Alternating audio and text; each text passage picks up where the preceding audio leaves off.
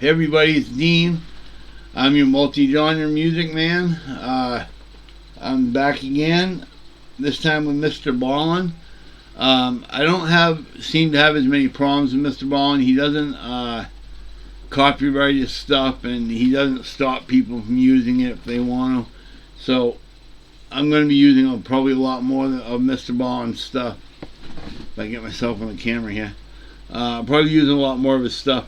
This is brand new, just come out yesterday. It's called Ghost of Flight 401. For 16 free meals with Hello Fresh across 7 boxes and 3 free gifts. Use code Mr. Ballen. I guess that's to get a free gift of his. Thought that was part of the same. So anyway, let's get started. Ghost, Paranormal, and Mr. Ballen. My wife is a total skeptic. She does not believe in the paranormal whatsoever and never has. But when I told her just a portion of today's story, specifically the part about the passenger in first class, you'll know when you get to that scene, she told me she was so intrigued by it. And I think the reason for that is in this story, as you'll see, there were so many witnesses, hundreds of witnesses. And so how could they all be making this up? But before we get into today's story, if you're a fan of the strange, dark, and mysterious delivered in story format, then you come to the right place because that's all we do, and we upload once a week. So, if that's of interest to you, please invite the like button to come over your house for a Ouija board session, and then after everyone has their fingers on the pointer, ask if anyone...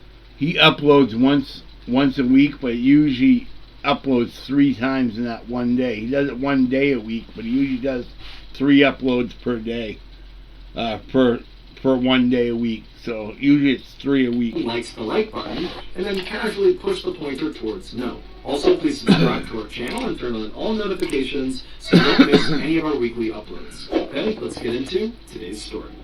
While he's at it, you can do all the same for me.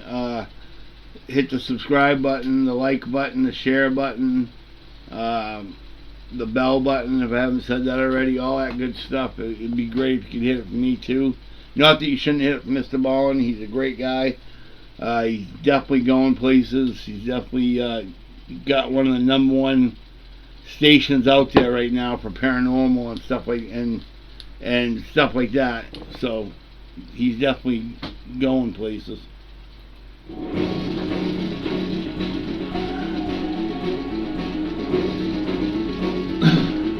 Paranormal and arrests, things like that. Around 8:30 p.m. on December 29, 1972, passengers inside of JFK International Airport in Queens, New York, heard over the intercom that Eastern Airlines Flight 401 to Miami was now boarding. About 30 minutes later, all 176 passengers, which included the 13 crew members, had made it on board, and then at that point, the 13 crew members began making their final preparations for takeoff. Flight 401 was a very expensive and recently introduced model of plane by Eastern Airlines called the Lockheed L-1011 TriStar, and it was both unbelievably technologically advanced and unbelievably enormous. It sat up to 400 passengers, which meant instead of having 4 seats to a row like you would expect inside of a passenger jet, the L-1011s had 400 seats per passenger plane is a lot for today's day. Don't worry about 1976 and whenever this happened, or 96, whatever it happened. This was a lot for today's time. At 8 seats per row, and they had 2 levels. There was the main level, which was the main cabin where all the passengers were, and then there was a second level, a lower level, that was only accessible via 2 small elevators that could barely fit 1 person inside of them in the back of the aircraft. And down on this lower level was a full-size kitchen, which had ovens and refrigerators, and also at the back of this lower level was a lounge area for flight staff. The pilot that night was Bob Loft, who was a strikingly handsome 55-year-old man with over 30,000 hours of flying experience, which for reference is a ton of flying experience. Captain Bob was known as a perfectionist who exuded confidence and who was cool under pressure. After Bob had boarded the aircraft, he had made his way right into the cockpit, which is the very front of the plane where the pilots fly the plane, and he had sat down in the customary captain's seat, which was the front left seat. And then after he had sat down, his 10 years younger first officer or co-pilot, a man named Bert Stockstill, had joined him in the cockpit and sat down in the customary co-pilot seat, which was directly to the right of Captain Bob. And so after the pilot and co-pilot were both seated, the remaining two members of that night's cockpit crew came into the cockpit. Now, normally in most passenger jets, there were only 2 seats in the cockpit, but because L-1011 planes were so massive, there were 4 seats in the cockpit. And so one of the last 2 men who joined the cockpit was 51-year-old Don Repo, who was the flight's engineer. And despite him being this big, strong ox of a man, he was actually known as being fairly soft-spoken and very approachable. And so Don came into the cockpit, he said hello, and then he sat down in the seat right behind the co-pilot, Bert. And then a few seconds after Don, the last man came into the cockpit. It was 47-year-old Angelo Donadeo. Angelo was not actually part of that night's flight crew. However, he was an employee of Eastern Airlines, and that night he needed to get to Miami, and so the company had put him on Flight 401 and sat him in the 4th and final seat in the cockpit, right behind Captain Bob. Around 9:10 p.m., all pre-flight checks had been completed, all passengers were seated, as was the crew, and so Captain Bob began taxiing over to the runway. 10 minutes later, at 9:20 p.m., Captain Bob pushed the throttles forward, and the plane began to take off. A few minutes later, and Flight 401 was airborne up in the night sky over New York, headed south towards Miami. For the next 2 hours, this flight was completely normal. In fact, it was so normal that one of the passengers, named Jerry Escow, actually wrote a letter while he was on the plane, telling Eastern Airlines how great their airline was and how smooth this flight was. His plan was, once they landed, to mail this letter to Eastern Airlines. But at 11:32 p.m., so 2 hours and 12 minutes after takeoff... Can you imagine writing a letter to Eastern Airlines or whatever airlines it is, saying how great job they did, and you, in the way they find that letter, is in the wreckage of a crash that you were in? That's pretty scary. That's pretty evil. This flight would go from being very routine and normal to being anything but. At 11:32 p.m., Captain Bob began his approach to Miami International Airport, but when he lowered the plane's landing gear, his co-pilot Bert noticed they had a problem. L-1011 jets, like 401, have 3 pieces of landing gear. They have wheels that come down under the left wing, they have wheels that come down under the right wing, and they have wheels that pop out of the nose of the plane. And each of these pieces of landing gear has a corresponding little light bulb, a green light bulb, inside the cockpit, that once that piece of landing gear comes down and locks in place and is ready to be landed on, its green light will go on inside of the cockpit. But when Captain Bob lowered their landing gear, his co-pilot, Bert, noticed only 2 of the lights came on. The one that did not light up was the nose landing gear. Now, Captain Bob and the other men in the cockpit, when they saw this issue, they immediately assumed it had to be the light bulb itself that was faulty, not the actual nose landing gear, because this plane was brand new, it had been checked before they left, so the likelihood of the nose landing gear being faulty was incredibly slim.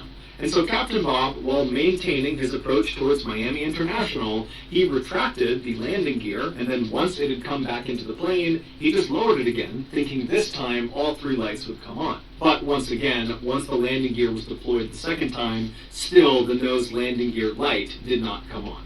And so frustrated, Captain Bob hopped on the radio and contacted Miami Air Traffic Control and told them that he could not confirm his landing gear was actually safe to land on, and so they would have to circle around for a bit in the sky and get it figured out. And so Miami Air Traffic Control acknowledged what Captain Bob said and then directed Captain Bob to fly out over the nearby Everglades, which is a massive wetlands area in Florida, and to stay out over the Everglades away from other traffic until they fixed the problem. And so once Flight 401 was out over the Everglades flying in a circular pattern, Captain Bob and his co-pilot set the plane to autopilot so that it would maintain a constant altitude of 2,000 feet and a constant speed of 200 miles per hour. And so once the plane was all set, Captain Bob and his co-pilot Bert began fiddling with this front nose gear indicator light bulb, which they were convinced was faulty. And so they started by pressing on the light, and when that didn't work, they began twisting it, and when that didn't work, they actually pulled the light bulb off the panel. We kind of blew the dirt and grime off of it, and then they jammed it back into the panel, but as soon as they did, not only did it not go back on, but they realized they had put it in sideways, and so they couldn't actually get it out again. And so now they're thinking, this light's not going to go on at all. What a bunch of clowns, taking apart stuff that they shouldn't have been taking apart to begin with, just to put it in backwards or sideways. You're not supposed to be messing with stuff you're not supposed to be messing with for a reason. We need to find another way to make sure the nose landing gear has come down. And so Captain Bob at this point is totally frustrated, and so he turned... I can't believe when they went by the spot where the people were, the landing strip, why they didn't have someone check it there to see if it was down or not, or when they went by a plane. It's easy to tell in those planes if it's down or not. It's very visible. Anyone in a cockpit of a plane or in the terminal itself should be able to tell if that plane wheel is down or not. Turns around and he looks at Don Repo, the flight engineer who's sitting right behind the co-pilot, and he tells Don to look go out down the window into the hellhole and directly inspect the front landing gear himself. Yep. So the hellhole is a space right below the cockpit, and the way you get to it is through a trap door in the floor in the center of the cockpit. And then once down another in way the to look at hellhole, it. there is this window that looks straight towards the front of the aircraft. But if you got people around, there's way safer ways to look at it. You can go by any airplane and it can tell you whether your wheels are down or not. Should be a simple thing to do. Whoop, hit the wrong button here. Here we go. You could look out and actually see the front landing gear, and you could make sure it was down or not. And so Don Repo, he gets out of the seat, and he opens up the hellhole trap door, and he makes his way down below. Meanwhile, 2,000 feet below Flight 401, a 43-year-old man named Robert Marquise, along with a friend of his, were looking for frogs in the Everglades, riding around on Robert's airboat. They could probably see it. It's a flat-bottomed boat with this huge fan on the back of it that propels it forward. It's popular in the Everglades because the water depth is so shallow. That's literally how low you could be to see if it's down or not. You could be on the ground and see it. In the Everglades, the water's only a couple of inches deep. And so all around these two guys, it is totally pitch black out. There are no buildings or people for miles and miles and miles. Their only light source is Robert's headlamp. And so at some point, Robert turns off the airboat, and he and his friend are just standing in the middle of it, kind of scanning around on either side, and all around them they can hear the sound of alligators growling and snakes and frogs moving about the tall grass. And not the sound you want to hear. Looking around them, out of the corner of Robert's eye, he sees something. And so he looks up right as he sees this huge orange and yellow flash that kind of came out of the ground roughly 5 miles away from where they were. And basically, as soon as Robert saw it... Sorry for the pause, everybody. I have something cooking, and I just want to make sure it wasn't burning. I will try to set it back to right where it was, where he was talking. This should do it. For miles and miles and miles, their only light source is Robert's headlamp. And so at some point, Robert turns off the airboat, and he and his friend are just standing in the middle of it, kind of scanning around on either side, and all around them they can hear the sound of alligators growling and snakes and frogs moving about the tall grass. And as they're just kind of silently looking around them, out of the corner of Robert's eye, he sees something. And so he looks up right as he sees this huge orange and yellow flash that kind of came out of the ground roughly 5 miles away from where they were. And basically, as soon as Robert saw it, this flash dissipated and it was just totally gone. And so he turned to his friend who had not seen this flash, and Robert said, "Hey, let's go investigate. Let's see what that was." And so Robert fired up his boat again, and he began flying across the Everglades straight in the direction of where he saw this flash.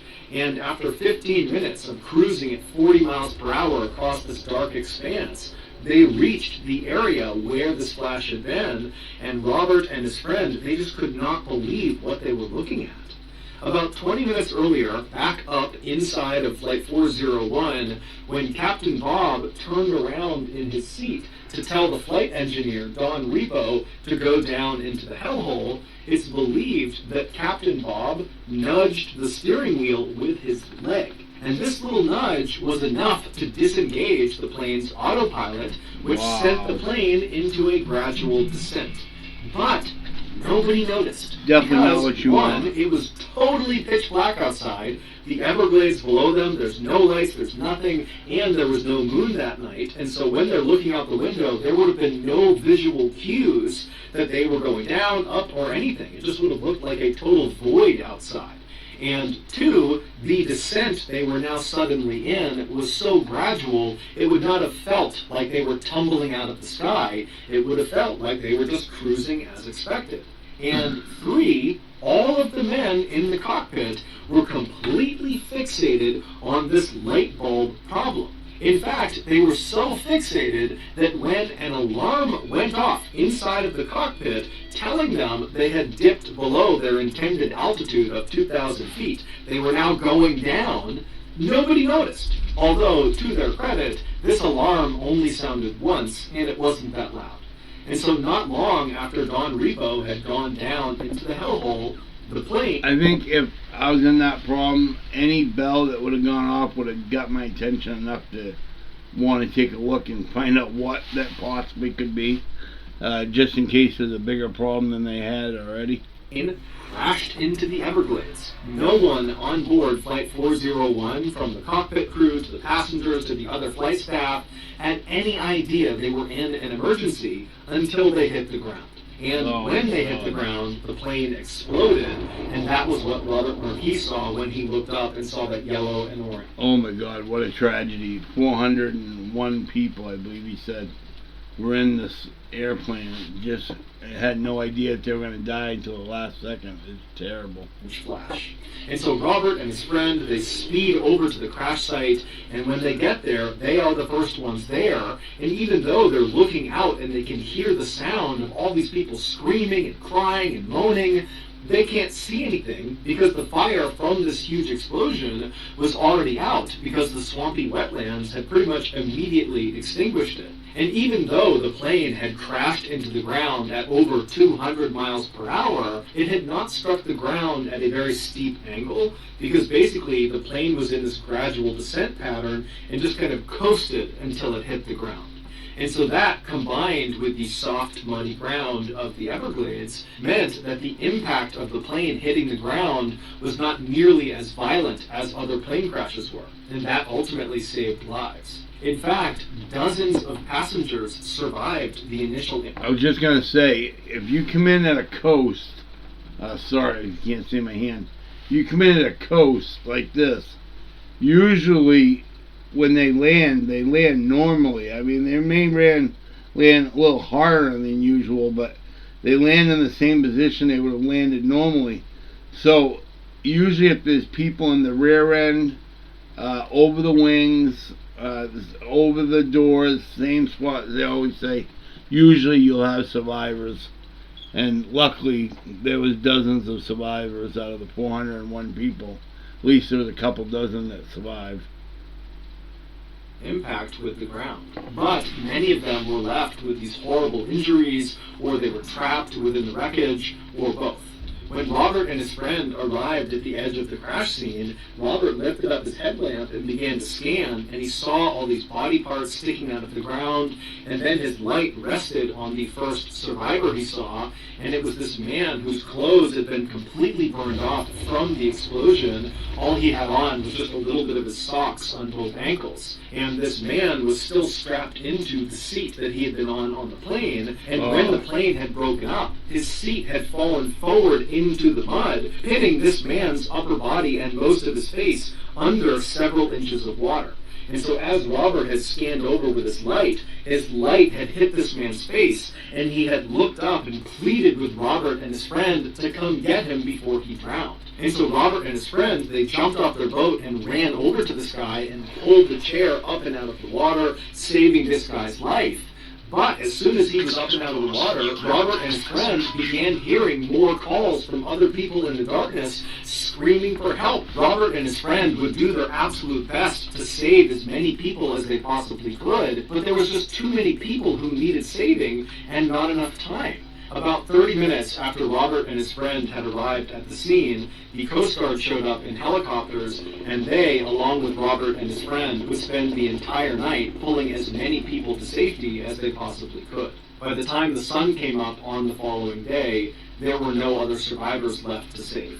All told, 99 people perished and 77 survived. So that shows you, even with the United States Air Force and the Navy and everybody else, they were unable to save them. So those two people weren't going to be able to save them. The fact that they saved, any at all, out of 99 that perished, there was, 27, I think, that lived. Excuse me, boss. That's just a crazy number. I'm sorry my phone keeps going off. I don't know why it keeps going off. I have it on ringer off, and it still keeps going off. I'm sorry about that. It shouldn't be going off anymore. Trying to fix it for you guys. Sorry.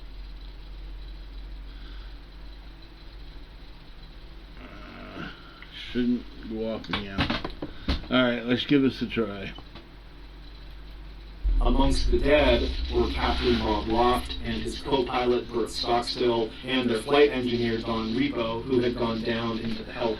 Amongst the survivors was Angelo Donadeo. Yeah, they say the people in the front of the front of the plane usually is the pilot, the co-pilot, engineer, any extra co-pilots that might have been on a jump ride, and the stewardess or stewardess that strap in the front. They strap them in, each other into the front. That's the worst place that you could be. I mean, that's where the damage is going to be the most.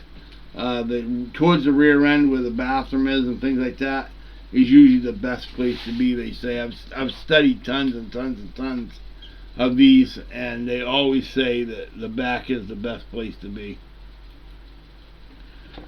The fourth man in the cockpit, as well as Jerry Ascow, the man who ironically had written that letter to Eastern Airlines saying how wonderful that flight had been. A major investigation following the crash would confirm that the reason Flight 401 went down was because of a number of factors, most notably human error. The investigation would also confirm that the nose landing gear was working perfectly fine. The light bulb not coming on was a result of the light bulb being burned out. Following the investigation, Eastern Airlines would make every effort to compensate both the survivors of the crash and also families of those who were killed in the crash. That means they didn't even have to worry about the light. The light meant nothing. They didn't know that, but if they'd gone by somebody, they would have seen that their wheel was down. They wouldn't have had to worry about it. They could have just landed at the first airport they came across, and that would have been it. That's horrible that they went through all that for nothing. Eastern Airlines would also make major changes to their training for their pilots and co-pilots and anybody that was ever going to be in the cockpit to ensure this type of disaster never happened again. But this was not the end of the story for Flight 401.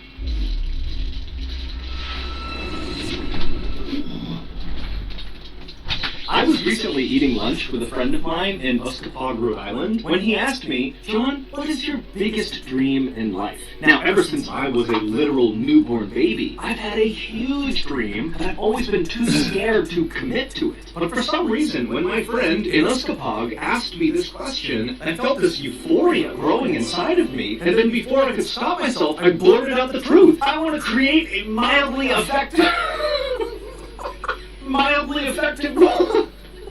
I want to make a mildly effective cold medicine made exclusively out of Egyptian fire ants. And then before my friend could react to this revelation, I turned and leapt head first out the glass window. And then when I hit the ground, I turned around expecting to see my friend angry and staring down at me, ready to fight me. But instead, he was standing on our table doing a jig, stomping on our plates and our cups, and all around him, our waiters and waitresses were cheering, saying, "Go, John, go!" And so, I'm saying he was in a dream, I'm thinking. After a quick salute to the gang, I turned and I ran directly into traffic. And for 97 miles, I ran along the freeway until I got to Chicopee, Massachusetts, where I climbed up into a tree and I fired up my coal-powered laptop and I got to work on... Isn't that supposed to be the guy that Forrest Gump ran when Forrest Gump was running and all that? I think that was pictures of the guy that actually ran when Forrest Gump ran. Pretty sure it's what my business plan. But pretty quickly, I learned putting together a mildly effective cold medicine made exclusively out of Egyptian fire ants was going to be very time-consuming. And so, where would I find the time to eat? And that's when I discovered HelloFresh, an amazing meal service that sends incredible food right to your doorstep. So if your schedule is packed this fall with school, with work, or with developing your own fire ant-related... Fire. I knew it had to be a commercial. Despite this intense pressure from Eastern Airlines to their employees to be quiet about what was going on inside of their ranks, there were still some very brave employees who had first-hand experience with this terrifying phenomenon. Back up a little bit. For almost 3 years after the crash, there we go. Hundreds of Eastern Airline employees began to experience a terrifying phenomenon. Now, at first, many of these employees were going to their superiors and reporting what happened to them, but very early on, Eastern Airlines made it clear that they didn't want anybody to talk about this. Anytime an employee made one of these reports about this phenomenon, they were either sent to the psychiatrist or they were just fired. However, despite... I gotta pause it one more time, go check on my food. Sorry that I had to keep pausing it. I just don't want to burn my lunch, my dinner.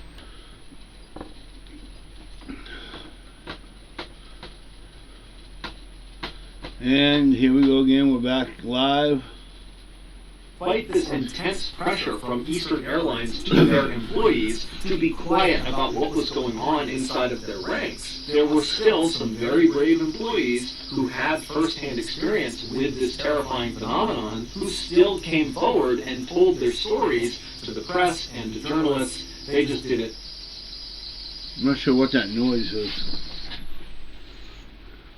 Okay, got rid of it. Sorry for the noise. Anonymously. And so I'm going to tell you 2 of the most chilling accounts. Like I said before, I got new sound equipment, new camera equipment, new everything coming.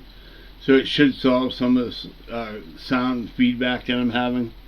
So hopefully tomorrow when I get that, it'll fix that problem. From those employees. Keep in mind, the names used in these stories have all been changed.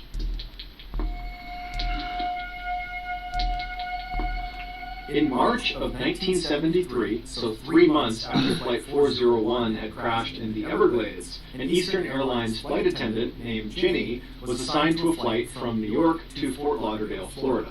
Working with her on this flight was her very close friend and fellow flight attendant, a woman named Denise. Neither of these 2 women were on Flight 401 when it crashed. The plane these 2 women would be working on their flight to Florida was called number 318 by Eastern Airlines, and it was an L-1011, just like Flight 401 had been.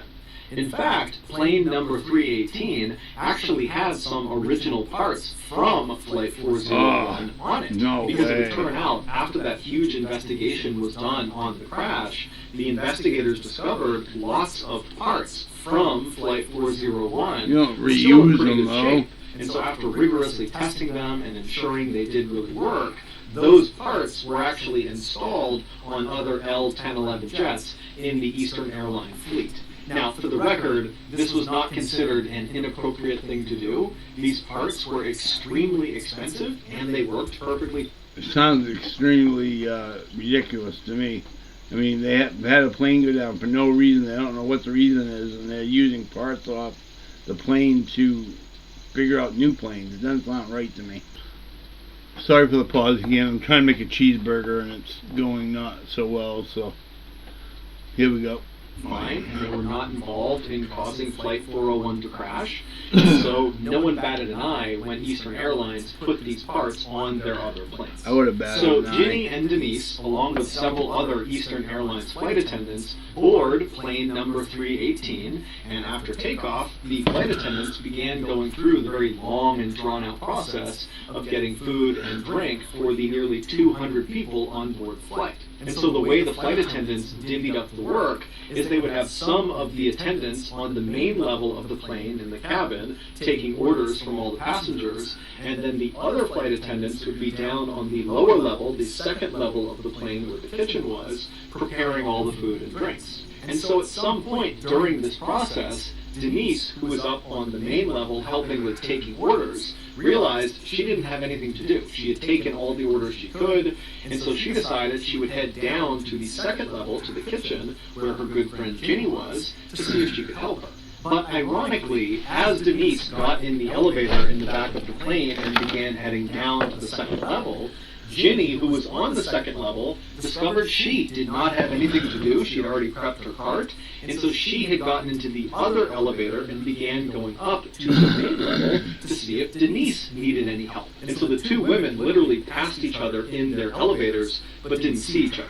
And so once Ginny arrived at the main level, the cabin level, she got off the elevator and she walked down the aisle and she began asking around to the other attendants if they knew where Denise was, and they would tell her, oh, she just left a minute ago to go down. Okay, I'm back from the last pause. I'm going to be eating now, so I have it full screen so you guys don't have to watch me eat. You can just hear the Mr. Ballen tell the rest of the story. I'll be back after I'm done eating.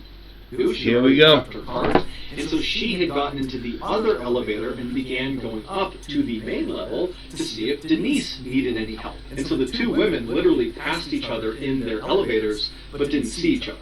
And so once Ginny arrived at the main level, the cabin level, she got off the elevator and she walked down the aisle and she began asking around to the other attendants if they knew where Denise was, and they would tell her, oh, she just left a minute ago to go down to see you. And so after a couple of minutes, Ginny would leave the main level and go back down the elevator to the lower level to find Denise. Now, to understand what happens next, you need to have a basic understanding of the layout of the second level. So when you come down on either of those two elevators, when the doors open, you'd be looking down a stretch of hallway, basically the length of the plane from the back towards the front, and when you step off the elevator, you'd be stepping into the middle of the kitchen. Now, the kitchen was very, very cramped, and on the left side was a row of ovens that were all stacked up against each other, and then on the other side, on the right side, was a row of cabinets and cupboards. If you were to walk down the kitchen straight towards the front of the plane, you would eventually reach a wall that separated the kitchen to the lounge area, and there was a door slightly off to the right side on this wall that you could walk through to get into the lounge. So if you were standing in the kitchen and looking in the direction of this door, you wouldn't really be able to see into the lounge area because, again, the door was kind of off to the side. You would have to actually go over to the door and poke your head through to get a full unobstructed view of the lounge. And all the lounge was a couple of sofas and chairs kind of arranged in a circle. So Ginny has gotten back in the elevator and she's made her way back downstairs to continue looking for Denise. She gets down to the lower level, the doors open up, and she looks out into the kitchen, and Denise is not there. In fact, the kitchen is totally empty. And the door leading into the lounge area is shut, so she can't even see in part of the way into the lounge to see if anybody is in there. But the second Ginny stepped off the elevator into the kitchen, she immediately had this powerful sense that Denise was definitely down there somewhere on the second level with her, probably in the lounge area that she couldn't see. And because Ginny felt so confident that Denise was down there, she actually didn't start by calling out for Denise or walking to the door, opening it up, and looking into the lounge to make sure Denise was there. Instead, Ginny just turned to the left and went to the ovens and began preparing food for the attendants upstairs. And as she's making these plates of food, Ginny would periodically look over at the closed door leading into the lounge, kind of expecting it to open up at any point and see Denise walk out. But after a couple of minutes, no one had opened the door from the lounge, and Ginny was thinking to herself, I'm making quite a bit of noise over here. If anybody was down here, wouldn't they come out of the lounge and just see who it was? And because Ginny, again, had this really intense feeling that she was not alone down there, she began to think, wait a minute, is Denise playing a practical joke on me? Is she hiding in the lounge? Or is she hiding in one of the cabinets on the right side here, and she's going to jump out and grab me? And so the second Ginny began thinking about that, she became really paranoid. And so as she's making this food, she's pretty much constantly looking over at the door or kind of standing behind her, waiting for Denise to launch out and scare her. But again, after several more minutes, Ginny didn't see anybody come out of the lounge, and none of the cabinet doors opened up. It was just her down there. However, the longer she stayed down there, the stronger that feeling got that someone was in the room with her. And so now she can't even make her food. She's completely turned around, just scanning all around the kitchen, really at this point hoping Denise jumps out to scare her. And when Denise didn't do that, Ginny just began walking over to the door that would lead into the lounge. And so when she reached the door, her heart was racing like mad. She reached down to the handle, she turned it, she pushed it open, and she poked her head in real quick. And there was no one in the lounge. But immediately, the second her head was in that room, that feeling that someone was down there with her spiked, and she got chills all over her body. And she ran into the back of the lounge and looked behind all of the chairs and sofas, praying at this point that Denise was going to be down there. But after looking all over the back of the lounge, there was no one there. And so finally, Ginny turns around, and she's totally racked with fear. Because now she's on the very far end of the lounge. There's no one in the lounge. She knows there's no one in the kitchen. And here she is, still getting that sensation that she was not alone down there. But she has to go all the way back across the lounge, through that door, into the kitchen to get back to the elevator so she can escape. And so Ginny almost instinctively moved immediately to the left side of the lounge and put her back up against the wall to make sure no one could be behind her. And then she began slowly inching her way along the left wall towards the door that was now open that would lead back into the kitchen. And as she's slowly shimmying along, her view of the kitchen is getting bigger and bigger and bigger, and the whole time she's thinking, I'm going to see someone in the kitchen because this sensation that someone is down here with me is not going away. But when she finally gets to the door and crosses into the kitchen, there's still no one there, and so she makes a run at that point to the elevator. She starts hitting the button, and as she's hitting the button, she's turning around, and she has that awful feeling that someone's right behind her, and then finally the car comes down, she hops inside the elevator, she shuts the doors, she hits the button, and she begins going back up. When the elevator cart got back to the main level and the doors opened again, Ginny almost knocked over the flight attendant that was standing right outside of it, a woman named Mildred. And after Mildred and Ginny kind of regained their balance, they both looked at each other, and Mildred could see very clearly that Ginny looked horrible. She was totally pale, she was sweating. So Mildred said, Ginny, are you okay? What's going on? And Ginny would just say, I don't know. I can't tell you what's going on. I don't know. But Mildred, instead of asking follow-up questions, just said, Ginny, you need to come with me. And so Ginny would follow Mildred, who led them back around behind the elevators to the space in the back of the plane, kind of out of view of the passengers. And there, Ginny would find Denise. And Denise looked pale as a ghost, she was sweating, and looked totally shaken up. It would turn out, when Ginny left the lower level for the first time to come up to the main level to look for Denise, and then learned that Denise was not up there, that Denise had actually gone down to look for Ginny. In those few minutes that Ginny was up on the main level before she went back down again to continue looking for Denise, Denise was on the lower level. And Denise would say, when she got off the elevator into the kitchen, there was no one down there, but immediately she believed Ginny had to be down there because of the strong sense that she was not alone down there. However, when she opened up the door to look into the lounge, she didn't see anyone, and it totally spooked her. She shut the door, she ran back to the elevators, and she went back upstairs. And as she was going up in her elevator car, who, once again, passed her in the other elevator car?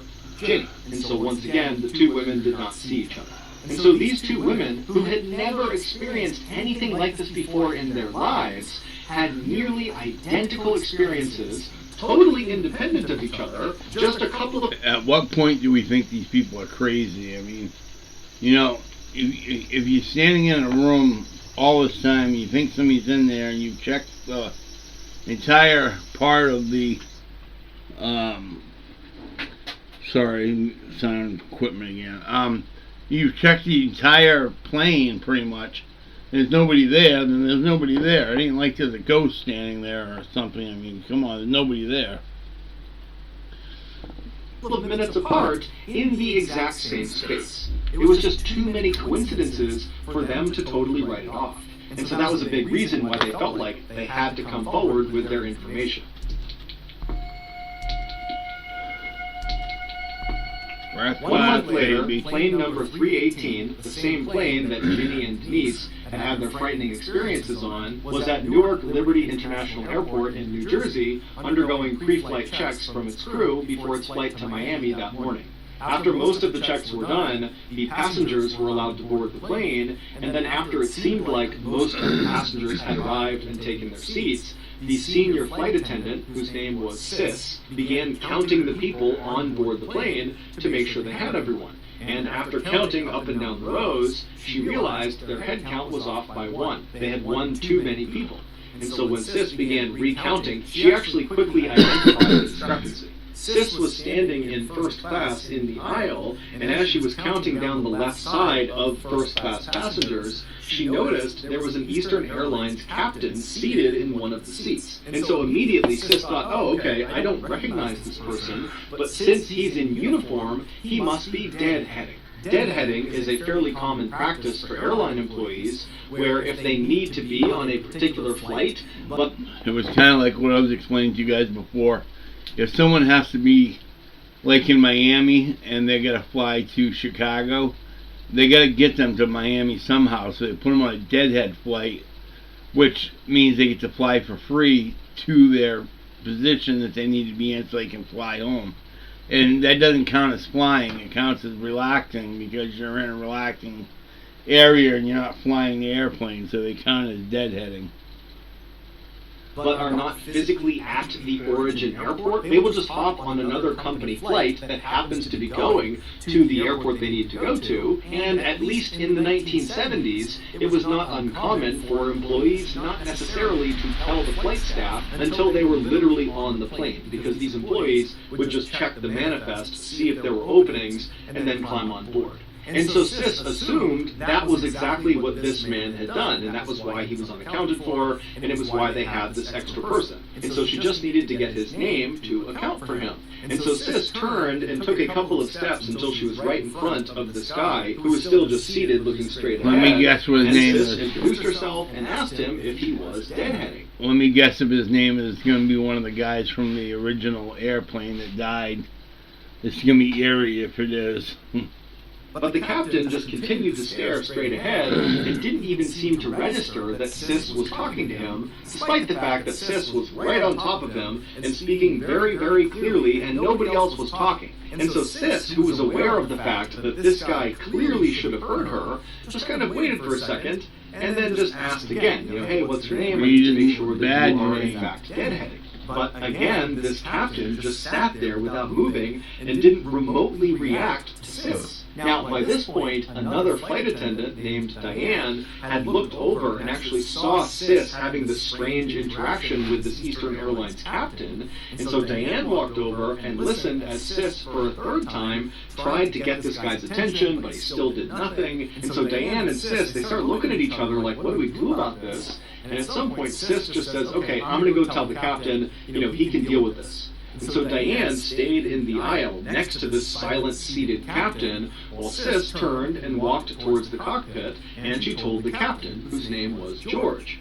And so George, he leaves the cockpit with Sis by his side, and they start walking down the aisle back towards where this guy was and where Diane was. And by the time they get there, 6 other passengers kind of in the general vicinity had noticed something strange was going on. And so they were all kind of turned around in their seats, looking at this captain who was sitting there, and Diane and Sis and George, kind of waiting to see what was going to happen. And so George and Sis, they walk right up alongside Diane and this seated silent captain, and George immediately crouched down to get a good look at this guy's face. Because again, this captain is just looking straight ahead with a hat on, and so no one had really looked at him yet. And so George kneels down, and he sees this guy's face for the first time, and he falls over and goes, "Oh my God, that's Bob Loft!" The same Bob Loft who had died on Flight 401, the captain of Flight 401. George had known Bob really well and knew exactly what Bob looked like. But before Bob, Sis, Diane, or the 6 other passengers that were all watching could do anything, the seated, silent captain that looked exactly like Bob Loft vanished into thin air right in front of all of them. And immediately, the 6 passengers on board the flight that saw this happen became hysterical. They could not understand what they had just seen. People are screaming and crying. They had me right up until the vanishing until thin air thing. I don't know if I believe in people vanishing into thin air, but you know, it would have been a cool story just the same, you know, with the guy being the same name and everything. And George, Diane, and Sis, they were very shaken at what they saw, but they knew they were in charge of this flight. And so they tried to calm down the passengers, but then very quickly they organized a search of the plane,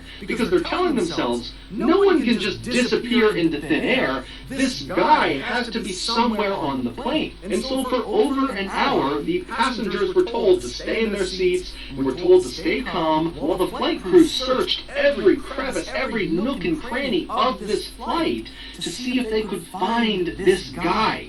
But they never did. And so after a very long delay, plane number 318, along with its very shaken up passengers and flight crew, eventually rumbled out onto the runway and took off. When they landed in Miami, the first thing George, Diane, and Sis all did is they went in and filed a report about what they had seen, about this vanishing person. But Eastern Airline didn't do anything about their reports. In fact, the logbook where these reports were kept was conspicuously missing a couple of weeks later when some other employees of the airline heard about this vanishing person and wanted to read the reports themselves. And when these employees went to their superiors and asked if they could get this logbook, the answer from the top was George, Diane, and Sis never filed those reports. There was no vanishing person. This whole thing is a bunch of crap. But George, Diane, and Sis all said, we filed those reports, and apparently some other pilots within Eastern Airlines had actually seen the reports before the logbook went missing, and they would tell other people that what they read was terrifying. Over the next 2 years, there would be an astounding number of other totally unexplainable events that took place on other planes within Eastern Airlines' fleet. However, the strange events only occurred on L-1011 jets that had parts on them from the crashed Flight 401. Some of these unexplained events included more sightings of the silent, seated captain who looked just like Bob Loft. And in fact, one of those sightings was by an Eastern Airlines executive who, after seeing this captain vanish into thin air right in front of him, the executive freaked out and ran off the plane and demanded the plane be searched top to bottom. But like the last search, nothing was found. On another occasion, the catering company that loaded food directly into the second level of these L-1011s, basically right into the kitchen, one of their staff spotted a man wandering around the lower level that looked just like Don Repo, the flight engineer from the doomed Flight 401. And when this staff member spoke to this man who looked like Don Repo turned towards him and then vanished into thin air. The catering company was so scared when this happened that they refused to go back into the plane, and it caused a massive delay. On another flight, on board plane number 318, the pilot and co-pilot began hearing banging coming from the hellhole, and when the pilot got up and opened up the hellhole and went down below and shined his light, he didn't see anything, but when he went to climb back up into the cockpit, he looked up, and standing in the cockpit was once again Don Repo looking straight down at him, who then promptly vanished right in front of him. On another flight, a female passenger and coach, who had been quiet the entire flight, suddenly began screaming his...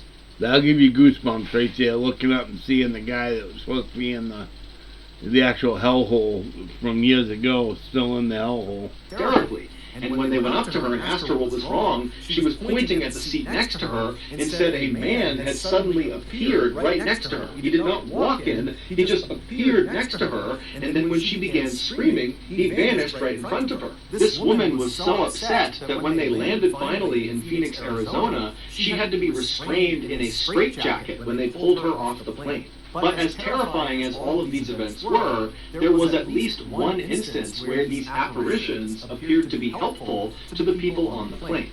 One captain said he walked into the cockpit, and standing in there was flight engineer Don Repo, and Don promptly told the captain about a specific malfunction in one of the engines before Don vanished in front of this captain. Now, this captain was horrified at what he had just seen, but he did actually go down and have that engine looked at, and sure enough, the malfunction that Don Repo said it had, it had. Wow. Then finally, in That's 1974, all of these strange events just came to an abrupt stop. Now, no one knows exactly why, but in 1974, Eastern Airlines, despite telling the world they didn't believe any of the reports of these strange happenings on their planes, despite that year, they went into every single one of their L-1011 jets, and they removed any parts that had been placed on them from the crashed Flight 401. That's Despite why the fact, I quit. none of those parts were faulty. They were removing perfectly good parts, and they never gave...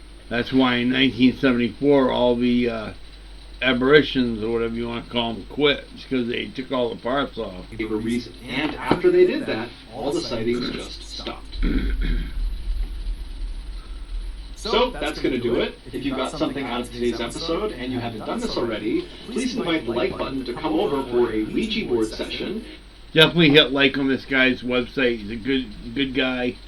He allows people to use his website, his videos and stuff like that. Please hit the like button on mine. Don't forget to hit the subscribe if you want to become a Triple M family member. All you have to do is hit subscribe once. You don't have to hit it more than once. It'll unsubscribe if you hit it more than once. Hit the like button. Don't forget to send the video to YouTube, anywhere you can, TikTok, anywhere you can that can play the video. Just send it to people so that it'll get played more often. That way it'll get more view time. Other than that, leave a comment down below if you have a comment you'd like to leave. Otherwise, this is Dean saying have a nice night. I'm going to probably do one more video by Mr. Ballen, and that'll be about it for the night. This is Dean saying have a wonderful night, and I'll see you tonight or tomorrow. I don't know which one video I do. See you soon.